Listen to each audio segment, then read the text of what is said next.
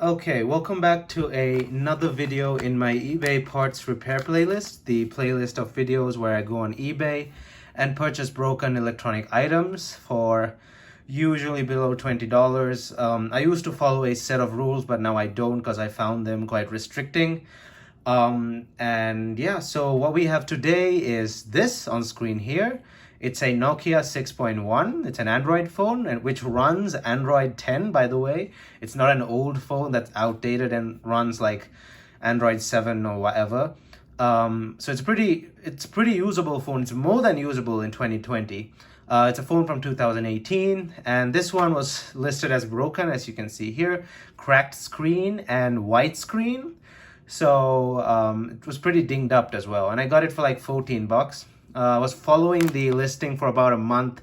It started off like at $26, and it went on from there.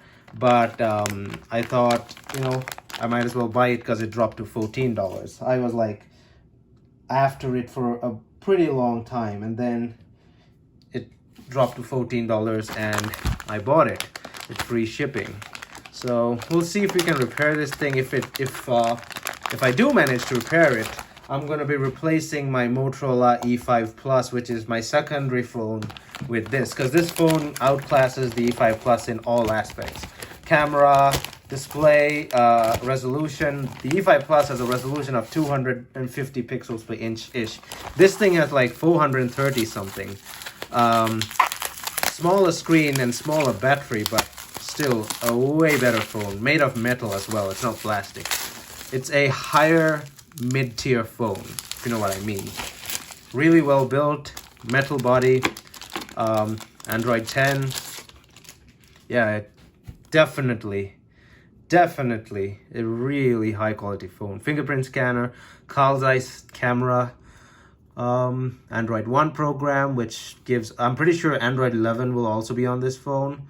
So we have the damage over here. We can see a ribbon of some sort. So I might have to blank that out, paste something over there so it doesn't break more. I might have to replace the display, but replacements for this are pretty expensive in the US. So I might have to get it from China. I can get the OEM from China as well. So we don't have power right out of the bat, so I have to plug it to the charger. Hold up.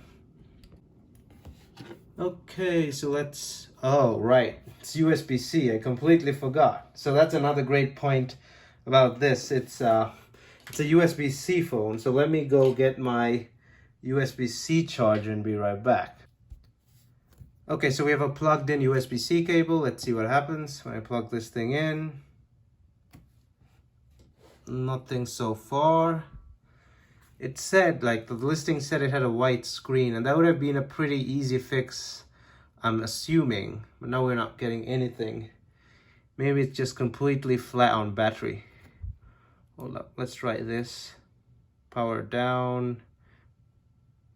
Power and volume down button. Nothing. Maybe I'll just leave it like this for a while, let it charge up a bit, and let's see what happens. So we got a bit of vibration and we're getting a bunch of lines across the screen.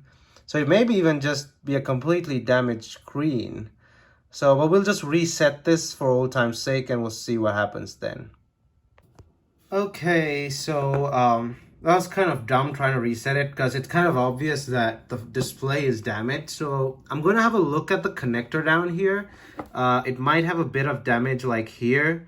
So we'll try and fix it, but most probably we'll have to replace this entire display and the phone will then work. But I want to see if I can get something to work, because if this thing is Android locked, then it's completely useless, and I don't want to just spend money on a display and then this thing being Android locked, and it's kind of a waste of money. So if I can get a bit of screen to work so I can just test it to see if it works, then we might be in luck here.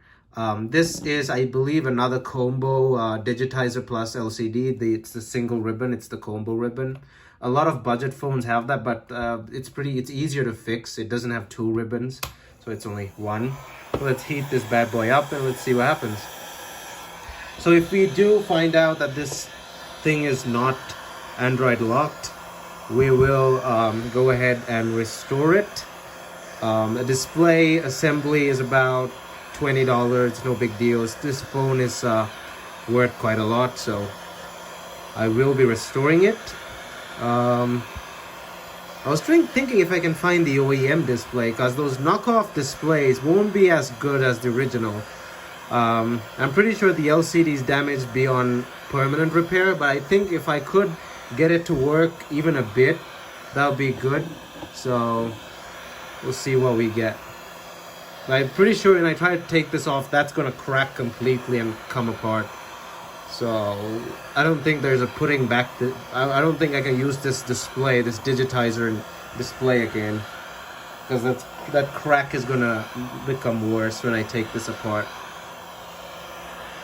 I should be wearing gloves though. I think I should, yeah. Let me get some gloves here, because the glass could start flying all over the place. Okay. So I might even need my surgical scalpel thing. Get under this display.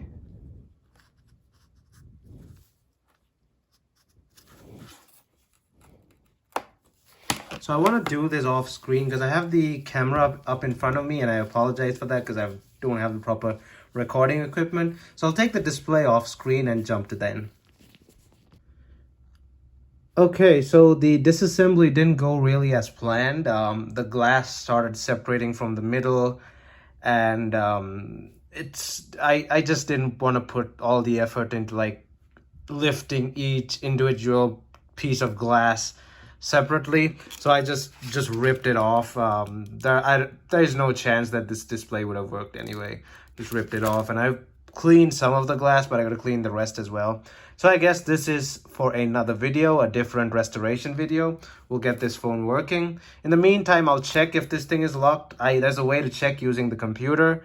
If it's locked, the restoration won't happen, and I'll just do something with this phone. If it's not, then we'll restore it, and I'll see you in that video.